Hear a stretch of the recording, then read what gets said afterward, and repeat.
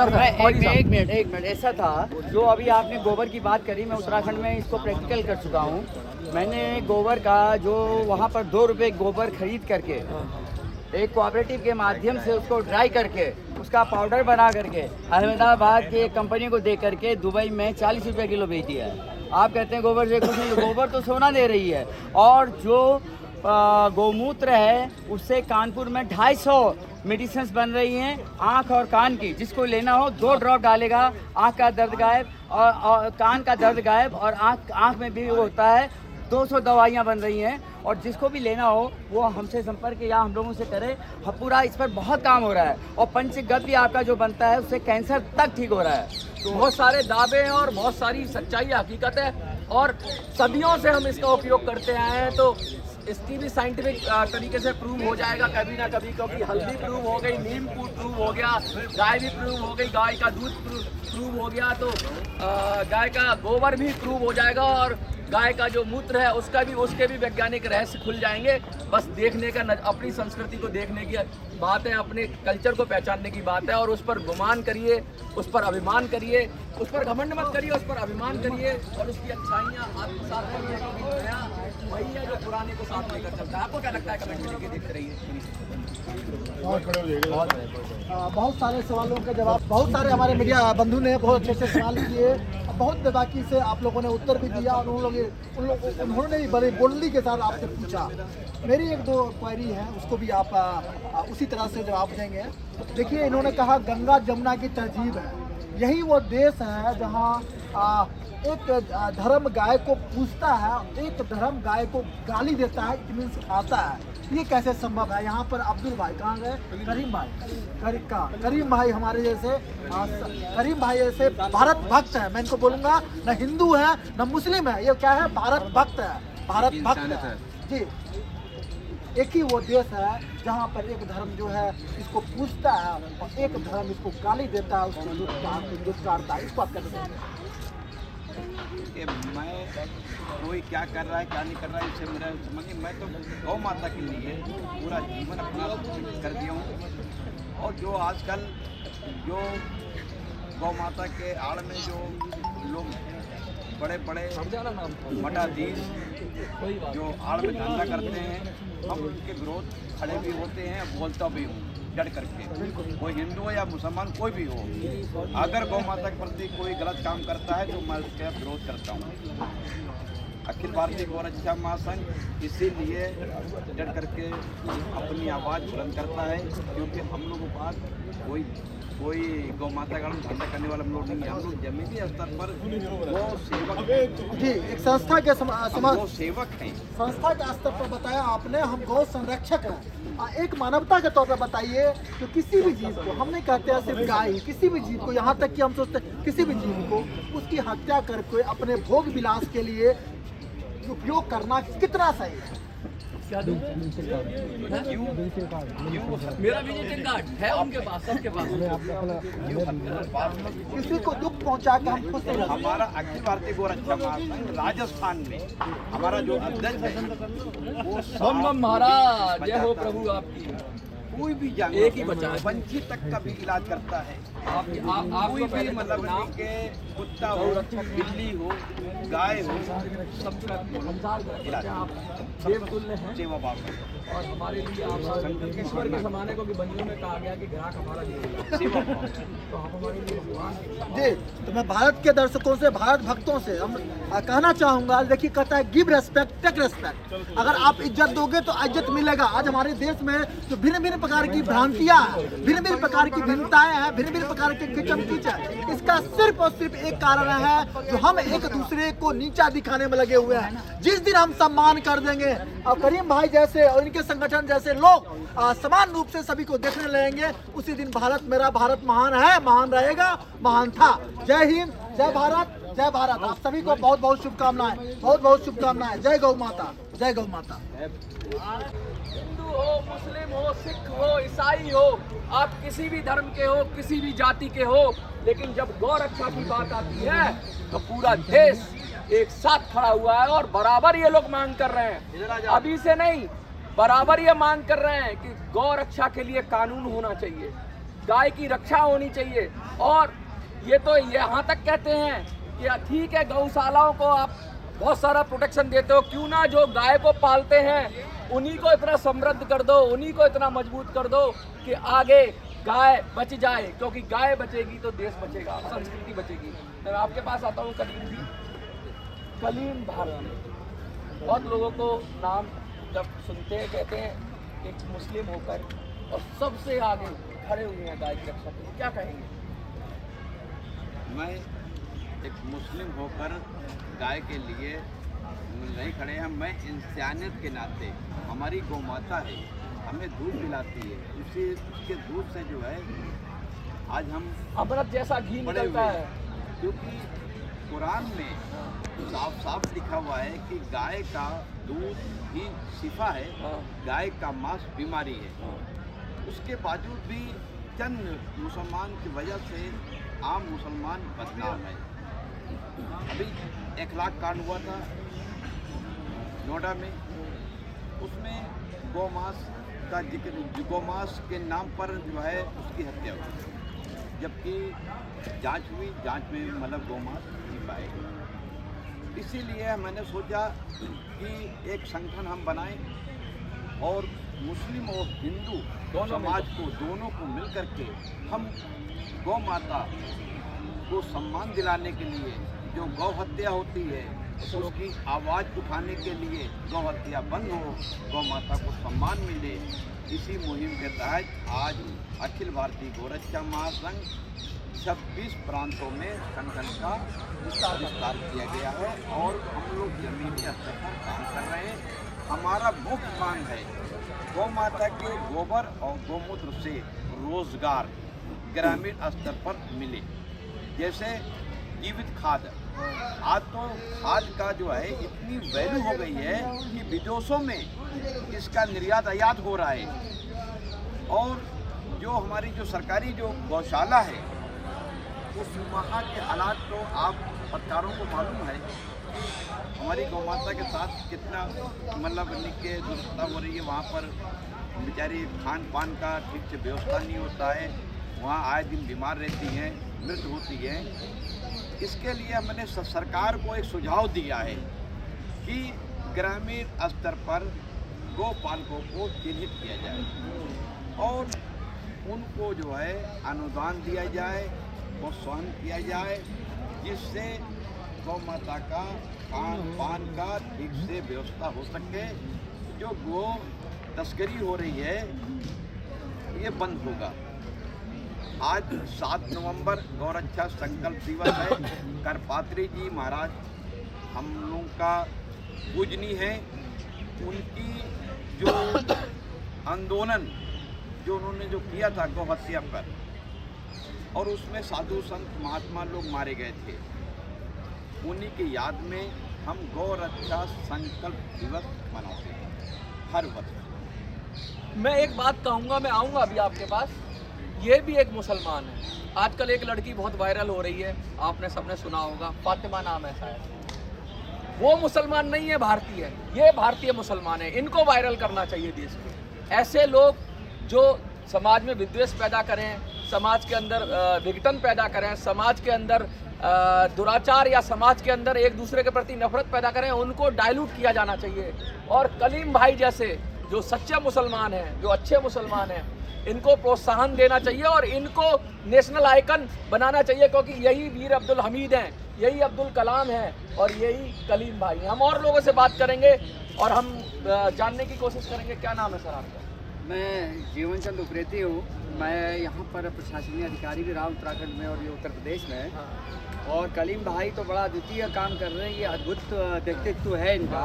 और मैं भी इसी वजह से प्रभावित होकर के इनके साथ राष्ट्रीय संगठन मंत्री के रूप में कार्य कर रहा हूँ। पहली बात तो मैं आप सब लोगों को ये बताना चाहता हूँ कि एक हमारा बड़ा सामाजिक संगठन है, इसको किसी भी पॉलिटिकल पार्टी से ना जोड़ा जाए, क्योंकि जो गौरक्षक है और जो सही मायने में ज़मीन में काम करना चाहते हैं तो वह उसमें पार्टी कहीं नहीं आती है, कोई संगठन कहीं नहीं आता, उसमें मन की भावना आती है।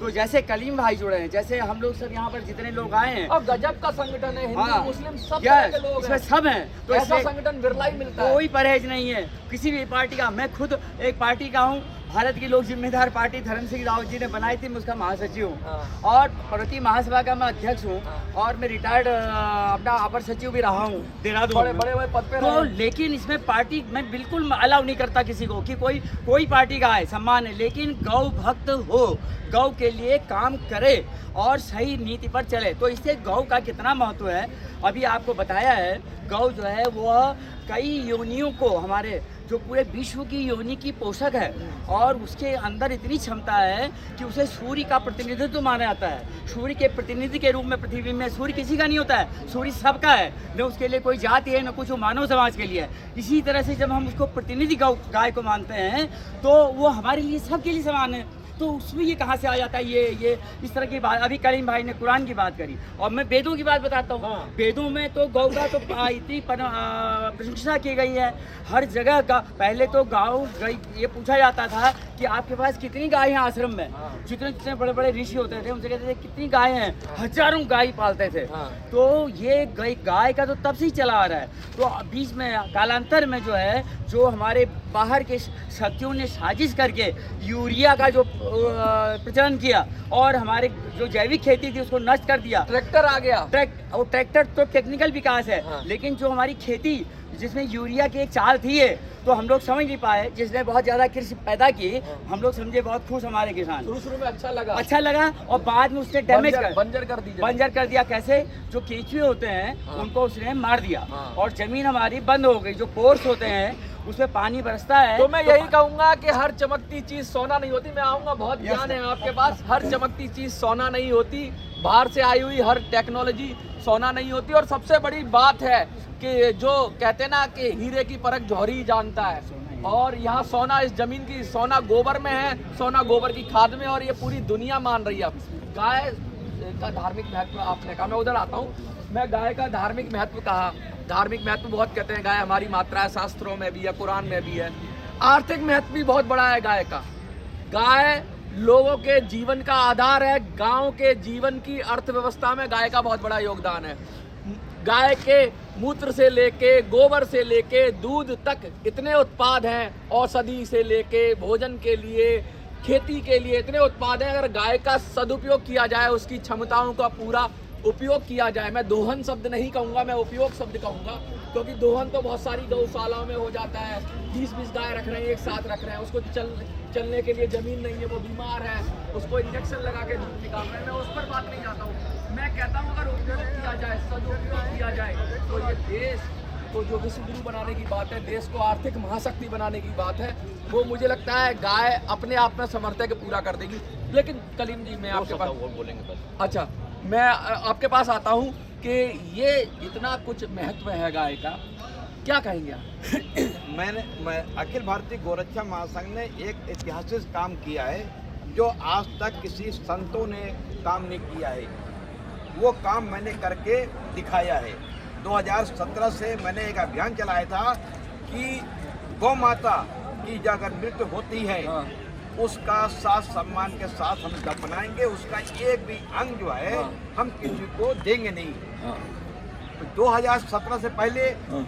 गौशाला हो या गौपालकों के ऊपर हो, अगर गौ माता की मृत्यु होती थी तो उसको हड्डी चमड़ा निकाल करके इसका यूज करते थे। मैंने वो चीज जो है खत्म किया। मैंने माननीय प्रधानमंत्री एक जो परंपरा थी उसको खत्म किया। सभी मुख्यमंत्री को मैंने पत्र लिखा, आंदोलन किया, और खादी ग्रामोद्योग का एक गजट आता है, हाँ। जिसमें ग्रामीण स्तर पर जो हड्डी चमड़ा जो बिनते नहीं है, हाँ। तो उसमें गाय का और बैल का उसमें जिक्र था। मैंने उसको गजब से बहुत बड़ा चीज हटवाया। मैंने उसको आज उस तारीख से लेकर के आज तारीख तक आज गौ माता को साथ सम्मान के साथ लोग दफनाते हैं मृत्यु होने पर। बहुत बड़ी और बात, हाँ। ये कार्य मैंने करके दिखाया है। लेकिन हमें प्रेरणा हमें जो है नहीं मिल रहा है, लेकिन इससे हमारा कुछ नहीं है। हम तो गौ माता के लिए कुछ काम भी कर रहे हैं। अपना जीवन मैंने लगा दिया है। जो जीवन बची है वो भी जीवन गौ माता के प्रति है। जय हो। क्या नाम है आपका और क्या मेरा कहना? नाम विक्की कुमार है, मैं दिल्ली प्रदेश अध्यक्ष हूँ। हाँ। अरे भाई आप तो राजधानी के अध्यक्ष बना रखे हैं और जिस पे कहते हैं राजधानी पे जिसका राज होता है। नमस्कार करता हूँ। कलीम भाई जो काम कर रहे हैं हमारे, इसमें हमारी गौ माता के अंदर कितने देवी देवता सबको पता है। देवी देवता विश्वास रहते हैं इनके अंदर 33 करोड़ देवी देवता रहते हैं। और जो काम कलीम भाई ने कहा है कि गाँव बचाओ, गाँव बचाना देश को बचाने के बराबर है। और कलीम भाई ने जो संकल्प लिया वो पूरा कर रहे हैं। कुछ लोग करते होंगे, पाकिस्तान के लोग बोलते होंगे गायों के लिए, लेकिन इंडिया के लोग अब हाँ, एक लड़की आजकल बड़ी वायरल हो रही है। बोले, लेकिन कुछ लोग बेवकूफ होते हैं जिन्हें अकल ही नहीं है, हिंदुस्तान में रह रहे हैं, हिंदुस्तान का खा रहे हैं। प्रधानमंत्री जो काम कर दिए मोदी जी ने, वो आज तक किसी व्यक्ति ने किया ही नहीं और ना कर सकते। और उसके बाद हमारे कलीम भाई जो मुसलमान हो गए, इतना बड़ा काम कर रहे हैं विश्व के अंदर। अमेरिका मानता है गाय का दूध पीना कितना महत्वपूर्ण है दिमाग के लिए। आप पीजिए, भैंस का दूध पीजिए वो नुकसान देगा, आप गाय का दूध पीजिए कितना फायदेमंद बनेगा। और वो तो अपनी धार्मिक किताब से भी बता रहे हैं, उससे भी शिक्षा कुरान दे चल रहे रहा हैं। है। और यहाँ के जो मुसलमान कुछ जो बोलते हैं, भाषा महिलाएं भाषा बोल रही हैं, ऐसी महिलाओं के लिए सख्त कानून बनाने चाहिए और इन पर सख्त कार्रवाई की जानी चाहिए। देश में दंगे ना फैले, दिल्ली के अंदर झगड़े ना हो। मैं चाहता हूँ देश के प्रधानमंत्री से इन लोगों पर सख्त से सख्त कार्रवाई की जाए। नाम मैं फिर से दोहराना चाहूंगा, थोड़ा नाम मैंने शायद फरजाना नहीं बोला था, कुछ और बोल दिया, फातिमा बोल दिया था। फरजाना नाम था उस महिला का। प्रदेश अध्यक्ष सीडीपी हमारे साथ है मध्य प्रदेश से। वाह भाई वाह, मध्य प्रदेश बीच दिल, मध्य यानी बीच के, यानी आप तो सबको कंट्रोल करते हैं पूरी, और मध्य प्रदेश का बड़ा नाम है। क्या कहेंगे गौ माता के लिए? गौ माता राष्ट्र माता घोषित हो और राज्य माता घोषित हो, हमारी पहली मांग यही है। और गऊ का तो आप सभी ने, आप मेरे सभी बड़े हैं जिन्होंने बताया कि गऊ के गाय के उत्पादनों से क्या क्या महत्वताएं हैं। मेन है कि ज़रूरी नहीं है कि दूध या घी से ही उनसे अपने को मतलब प्रॉफिट मिलता है, मगर उनके गोबर से भी अपने को उतना ही प्रॉफिट मिलता है। ऑक्सीजन लेवल बढ़ाता है गोबर, उसके कई प्रोडक्ट्स ऐसे लाना चाहिए। एंटीबायोटिक है, घर में लीपते हैं तो कीटाणु जीवाणु वो दूर हो जाते हैं गोबर से, ऐसा भी कहते हैं। पुराने टाइम में लीपा करते थे घर में। पेशाब के लिए उनका बहुत फायदेमंद है सेहत के लिए। आप देखें लालू प्रसाद जी पेशाब पीते हैं, उनका गौ माता है, उसके पेशाब में भी प्रोटीन है। और आजकल तो काफ़ी चीज़ बन चुकी है। नहीं, ये बात मुझे नहीं पता था कि गौमूत्र का सेवन लालू जी भी करते हैं, ये आपने बताया। और देखिएगा यूट्यूब पर डाल के लालू जी ने खूब यूज़ किया, लेकिन बड़े बड़े नेताओं ने भी किया, संतों ने भी किया, उसका बहुत बेनिफिट है। और मैं चाहता हूँ सभी देशभक्त गाय के बने प्रोडक्ट जो गोबर से बने हैं। आजकल तो बहुत सारे नए जो बुद्धिजीवी हैं वो कहते हैं गोबर गाय मूत्र ऐसे करके नीचा करके दिखाते हैं संस्कृति को। उनको क्या कहेंगे? बुद्धि, ये इनके अंदर बुद्धि है ही नहीं। हाँ। अगर बुद्धि होती गाय का दूध पीते तो बुद्धि होती। इन्होंने पिया भैंस का दूध, तो भैंस के अंदर क्या मोटापा होता, बुद्धि मोटी हो इनकी। अच्छा, इन सभी ने तो भैंस का दूध पी के भैंसे हो गए। भैंसे हो गए, हाँ। बिल्कुल भैंसे हो रखे हैं। ये बड़ी गहरी बात कर रहे हैं कि भैंस का दूध पीकर भैंसे हो गए। लेकिन मैं फिर कहना चाहूंगा कि एक मुसलमान इधर भी खड़े हैं मेरे साथ और एक मुसलमान वो भी हैं। आपको तय करना है कि आप वीर अब्दुल हमीद को चुनेंगे, कलीम को चुनेंगे, आप हमारे जो हैं बहुत सारे जो मुस्लिम हुए हैं दारा सिखों को चुनेंगे, या फिर आप कलीम भारतीय। ये और बड़ी बात है कि कलीम भारतीय है। मैं कहूँगा वो सिंबॉलिक कह रहा था मैं, कलीम आप भारत के हो तो भारतीय तो हम सारे हैं। कहने की जरूरत नहीं, आप हो, क्योंकि भारतीय होना बड़े गर्व की बात है। और ये जो मुसलमान हैं, ये मुसलमान अगर ऐसे ही सारे मुसलमान हमारे देश के अंदर हो तो फिर झगड़ा किस बात का? कोई झगड़ा ही नहीं है। यही तो कहते हैं गंगा जमनी तहजीब। और एक दूसरे की भावनाओं का आदर करें, सम्मान करें और गाय को उसका महत्व बताएं, क्योंकि इन्होंने अपनी किताब से बताया, इन्होंने अपनी किताब से बताया और मैंने आर्थिक रूप से बताया। अगर आप नास्तिक भी हैं तब भी गांव की अर्थव्यवस्था में गाय का जितना बड़ा योगदान है, वो शायद वो चक्र जो पूरी अर्थव्यवस्था में गाय का जो चक्र में गाय बीच में आती थी, उस चक्र को तोड़ दिया गया। और आज छोटा किसान बर्बाद हो रहा है। ट्रैक्टर आ गया लेकिन उसका लोन नहीं पट पा रहा है उस पर, और वो जो बैल का और गाय का जो महत्व था वो हमने कम कर दिया। और जब हम भागते हैं पश्चिम की ओर तो हमें याद रखना चाहिए कि सूरज पूरब से ही उगता है। आपको क्या लगता है? कमेंट में लिखिए, देखते रहिए। आप कुछ कहना चाहेंगे?